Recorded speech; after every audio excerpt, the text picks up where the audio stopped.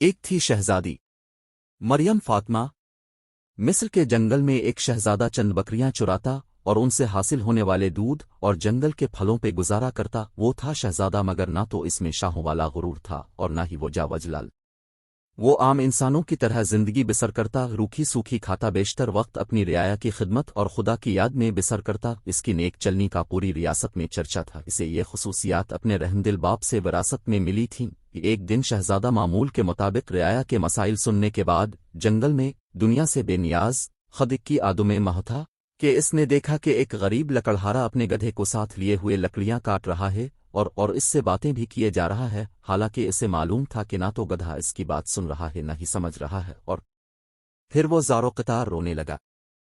شہزادہ یہ دیکھ کر بہت حیران ہوا کہ لکڑہارا روزانہ لکڑیاں کاٹتا، گدھے سے چند باتیں کرتا اور پھر پھوٹ پھوٹ کے رونے لگتا۔ چند روز یہی معاملہ رہا، جب رحمدل شہزادے سے اس کا رونا دیکھا نہ گیا اور وہ یہ گتھی سلجھانے میں ناکام رہا تو بلاخر درخت کی اوٹ سے باہر آ گیا اور لکڑہار سے پوچھا، اے لکڑہارے، تیرے اس طرح بلک بلک کر رونے کی وجہ کیا ہے؟ غریب بوڑھا ہمدرد انسان سامنے پا کر اور شدت سے رونے لگا اور سسکیوں کے ساتھ اپنی بدبختی کی کہانی سنانے لگا۔ میرے ایک بیٹا تھا جسے خدا نے بے تحاشا دولت سے نوازا تھا، ہر طرح کا عیش اسے میسر تھا، مگر اس دولت کا غرور اس کے تن بدن پر اس قدر حاوی ہو چکا تھا کہ اسے اپنی دولت کے سوا کچھ دکھائی نہ دیتا تھا۔ اپنے غریب رشتہ داروں کو دھکے دیتا، انہیں ذلیل ورسوا کرتا۔ پھر اس کی بربادی کا دن آ گیا اور میری دور کی ایک رشتہ دار دوسری ریاست سے میرے گھر سوالی بن کر آئی، یہ سوچ کر کہ مشکل میں اپنے ہی کام آتے ہیں۔ وہ بہت غریب تھی، اس کی بیٹی کی شادی قریب تھی مگر کوئی انتظام نہ ہو پایا تھا، اسے کچھ رقم کی ضرورت تھی۔ وہ اللہ کی نیک بندی تھی، بیشتر وقت عبادت میں گزارتی تھی، مگر میرا بیٹا دولت کے نشے میں اندھا ہو چکا تھا۔ اس عورت کو دھکے مار کر گھر سے نکال دیا۔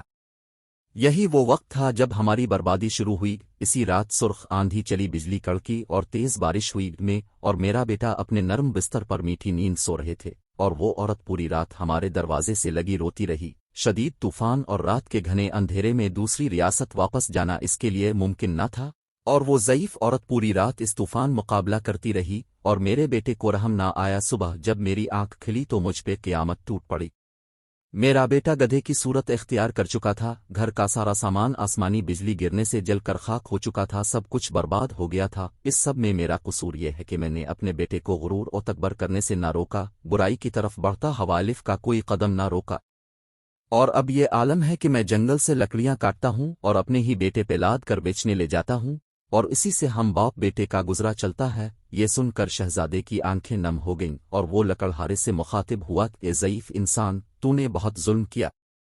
بے شک برائی پر خاموش رہنا اور اسے نہ روکنا اس کا ساتھ دینے کے متروف ہے۔ تو نے اپنے بیٹے کو برائی سے نہ روکا، مجھے تیری حالت پر افسوس ہے۔ اب میں اپنی اس غریب رشتہ داروں کی تلاش میں مارا مارا پھرتا ہوں، اس کی تلاش مجھے رلاتی ہے، شاید وہ میری امداد کر سکے، وہ مجھے مل جائے، میں اس سے معافی مانگوں گا، شاید میرے گناہوں کا ازالہ ہو سکے، مگر افسوس وہ مجھے کہیں نہیں ملتی۔ یہ کہہ کر لکڑہارا رونے لگا۔ شہزادے نے اس کے آنسو پونچھتے ہوئے کہا، تو اپنے گناہوں کی معافی اللہ سے مانگ، وہ بہت رحیم ہے، اگر اس نے تجھے معاف کر دیا تو وہ تجھے اس عورت تک پہنچانے کا کوئی نہ کوئی سبب ضرور بنا دے گا، وہ بہت مہربان ہے، اپنے بندوں پر ظلم نہیں کرتا۔ بوڑھا لکڑہارا اسی وقت سجدے میں گر کر بلک بلک کر اپنے گناہوں کی معافی مانگنے لگا۔ اچانک دور سے کسی گھوڑے کی ٹاپوں کی آواز سنائی دینے لگی۔ ایک خوبصورت شہزادی سفید رنگ کے حسین گھوڑے پر سوار تھی، قریب آ کر شہزادے سے مخاطب ہوئی، یہ شہزادے، آخر یہ کیا ماجرا ہے؟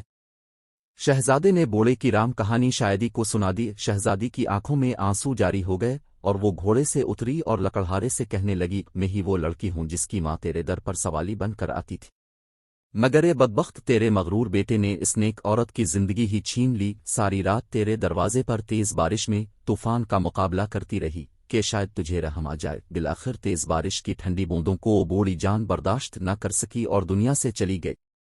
جب صبح ہوئی تو رحمدل بادشاہ معمول کے گشت پر تھا، اس کا وہاں سے گزر ہوا۔